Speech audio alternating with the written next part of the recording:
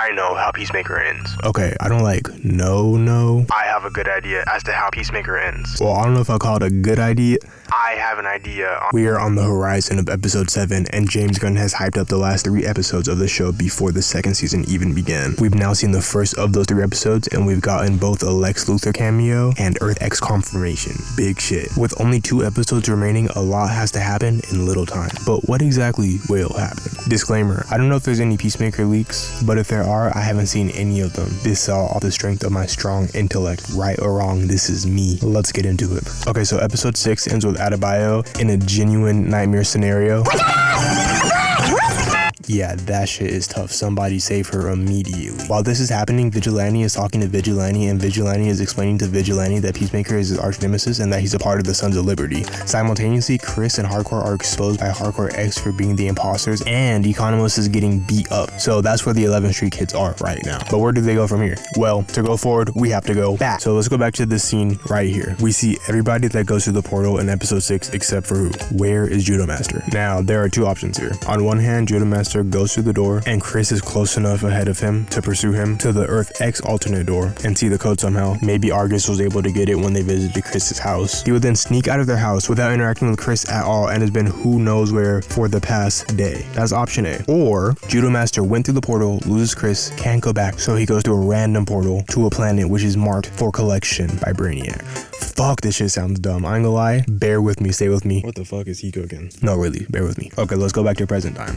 Adebayo is getting chased in a residential street, and we know Adrian's house is within walking distance to Chris's house. So since Chris is at Argus with his own shit happening, I think it's safe to assume that Vigilante and Vigilante will have their conversation about the Sons of Liberty interrupted by the commotion they hear outside, or maybe see Adebayo running through the window, causing them to go to save her. Keep in mind they shot from the trailer where we see Vigilante seemingly defending somebody. One could assume Adebayo. So we can expect Vigilante and Vigilante to save Adebayo. Most likely go back to Chris's house, save Economos, maybe have a fight between both Vigilantes and Augie and Chris's brother. A Vigilante will probably die, this, that, and the third. You get the picture. That's not what's important. What is important is what happens when this is all done. Okay, let's zoom out for a second and look at James Gunn's writing style. Tahaha, James the Gunn.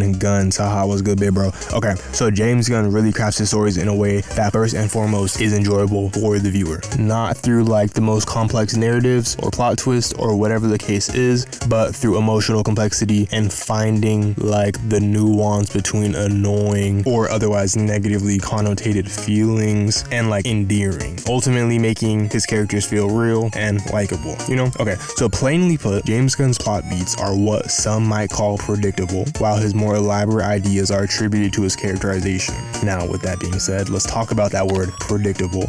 I feel like that word has a negative connotation, so let me be very clear when I say predictability is not a bad thing. Let me elaborate. So in media, in whatever media you're watching, for example, let's say you're watching a horror movie and the scares are very telegraphed. You predicting when a scare will happen will be detrimental and will diminish your viewing experience, right? In that case, predictability is bad. Now, going into a rom-com, for example, you know there's gonna be that late second act fight and you know they're gonna end up together. Or you know what, let's just subvert expectations, they don't end up together. Either way, you know how it goes and that's okay. You're gonna enjoy your time. It's gonna be good. Let's throw in another example, something a little more close to home. Avengers Endgame. You knew they were gonna come back. You knew it. Come on, you knew it. I knew it. You knew it. But when they came on the screen, oh, hey yo, when the Avengers came back, it was like you was there, like, you know what I'm talking. So like, all this to say, predictability is not a bad thing. Sometimes a narrative needs to take a certain course to be one, fulfilling, and two, satisfying. We need satisfying movies, not just something different for the sake of being different, contrarian for the sake of not being predictable. No. Now, with all that being said, predictability does not eliminate the ability to surprise. In fact, I think it invites it. Okay, so let's run with this idea that some stories need to take a certain course. How does this apply to Peacemaker? Let's fast forward past the big battle.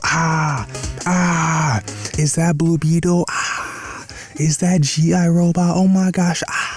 Okay, so let's assume the good guys win with minor casualties. Maybe one of the vigilantes dies, whatever the case is, right? We ultimately leave with the original 11th Street Kids cast. Maybe we even get to recruit somebody from the Sons of Liberty, give me Blue Beetle, whatever the case is. Okay, cool, we get it. We go back through the portal. Chris learns his lesson, you know, the grass isn't greener on the other side. Back to original life. Everything's what it needs to be. They show up in the background of random DC projects. Oh my gosh, is that Peacemaker? Oh my gosh, crazy. Or what if we don't go back?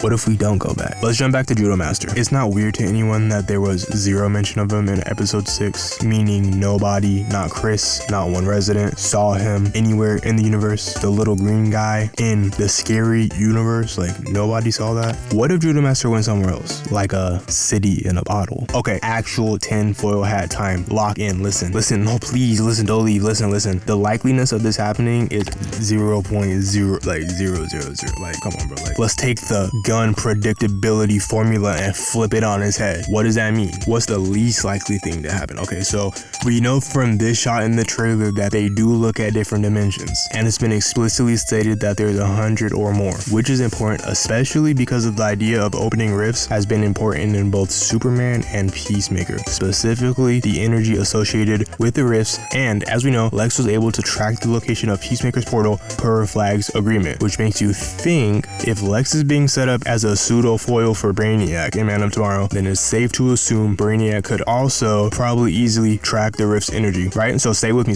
Let's say Judo Master goes to Kandor or another planet adjacent. It doesn't have to be Kandor, it could be literally any planet that has been marked by Brainiac or is in the aftermath of being attacked by Brainiac, more specifically just some Brainiac bots. You know, we're probably not gonna see Brainiac. So let's say the 11th Street Kids leave Earth X, are back in that white room. It has a name, I forgot what it's called, I'm sorry. They can't get back to their original portal, or they just choose not to. They look through a bunch of different portals. For whatever reason, maybe we get to see a Cheeto outside the door. Whatever the case is, they decide, let's go through this one. They go through the portal and they are attacked by Brainiac bots. Somehow, some way, the 11th Street Kids and Judo Master are able to meet up. They flee through the portal. While this is happening, Rick Flag will open a portal from original Earth based on the coordinates Lex gave, allowing them to get back home to essentially be incarcerated. Unbeknownst to them, Brainiac now has his eyes on this Earth and a way to get here. We are ready for Man of Tomorrow. Now, some caveats. The group probably does not want to explore any other dimension after Earth X. I'm sure they would like to go straight home. I don't know what they're about to encounter, but I can only assume it's gonna get worse. Now, the only way I can see this being plausible is, like I said, they can't get back to their original Earth for whatever reason, but I just don't really see them exploring other dimensions, honestly, and it kind of hinges on Rick Flag opening the portal for them at the end, with like a lot of shit would have to time up, you know, but I could see it happening. Another thing, and this is more so just like audience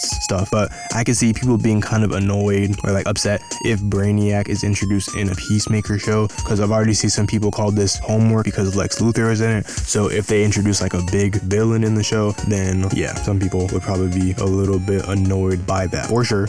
But to contradict that just a little bit, James has stressed so much that this is really a precursor to Man of Tomorrow. And while Lex making a deal with the government and being shipped back to a prison in Metropolis does move the story forward, I have a feeling that we're gonna get a little bit more. But if we don't, I'm not mad at it, you know? We've gotten good shit. It's been good, honestly. Like the Lex shit, I was surprised to see it. I'm gonna be honest. With all that being said, that is the end of my rambling. Yeah, I highly doubt this will happen, but I have fun theorizing this nonetheless. If you enjoyed, consider subscribing. We're on our road to 20 subscribers, bro. We're almost there. We'll touch base on Peacemaker after the finale to see how wrong I was, to see how right I was. If I turn the show on Thursday and see Judo Master under Chris's bed or something, yeah, I'm over. But yeah, that's all. Thanks for watching. This has been Double Creature. Have a good day. Bye.